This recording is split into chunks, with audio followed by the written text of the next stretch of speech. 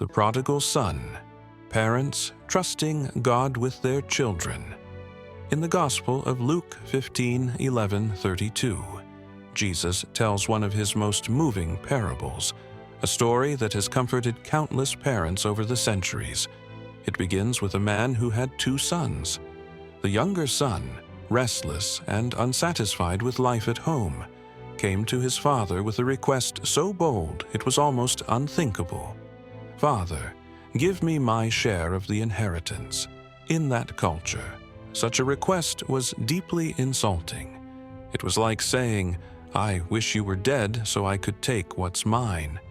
Yet, in an act of quiet heartbreak and unshakable love, the father granted his request. The young man gathered everything and set out for a distant country. There, far from the watchful eyes of home, he spent his wealth in reckless living, lavish parties, shallow friendships, fleeting pleasures. It all seemed endless until it wasn't. When his money ran out, so did his friends. And then a famine swept through the land. The young man, once full of pride and confidence, was now desperate, hungry, and alone. He found work feeding pigs, a job unthinkable for a Jewish man, and he was so hungry he wished he could eat the pigs' food. This was the bottom. But it was there, in his lowest moment, that something shifted. Luke says he came to his senses. He remembered his father's home, where even the servants had food to spare. He decided to return, not as a son, but hoping his father might take him in as a servant.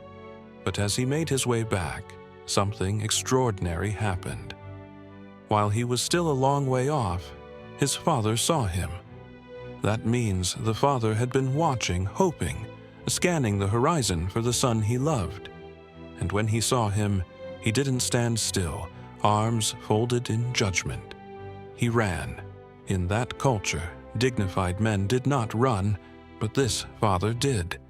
He threw his arms around his filthy, broken son and kissed him. The son began his confession, but the father didn't let him finish. Instead, he called to the servants, "Quick, bring the best robe and put it on him. Put a ring on his finger and sandals on his feet.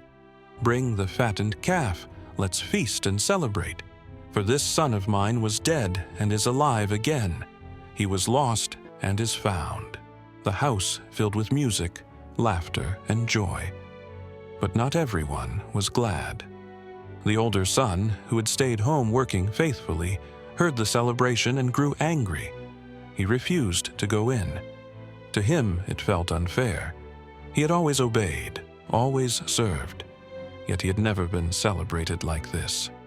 The father came out to him too, speaking with the same tenderness.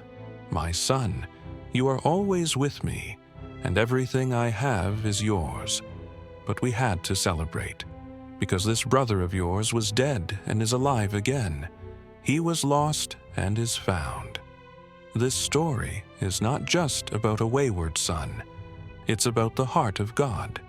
Sometimes, no matter how well you've raised your children, they may make choices that take them far from home. Like the father in the parable, you may feel powerless to stop them, but you can love them, pray for them, and trust God to work in their hearts. Watching a child walk down a destructive path is one of the deepest pains a parent can experience. But God invites parents to place their children into His hands, to trust that He can reach them in ways we cannot. And when they return, whether after months, years, or decades, our role is not to shame them for the past, but to welcome them with grace. Because the story of the prodigal son is really the story of a prodigal God, lavish in love, abundant in mercy, running to meet His children the moment they turn back. Parents who trust God with their children learn to live in that same posture, ready to embrace, ready to forgive, ready to celebrate redemption. So if your child has wandered, take heart. Keep watching the horizon. Keep praying. And trust that the same God who wrote this story into the pages of Scripture can write it into the pages of your life. For with God, no one is too far gone, and no heart is beyond His reach.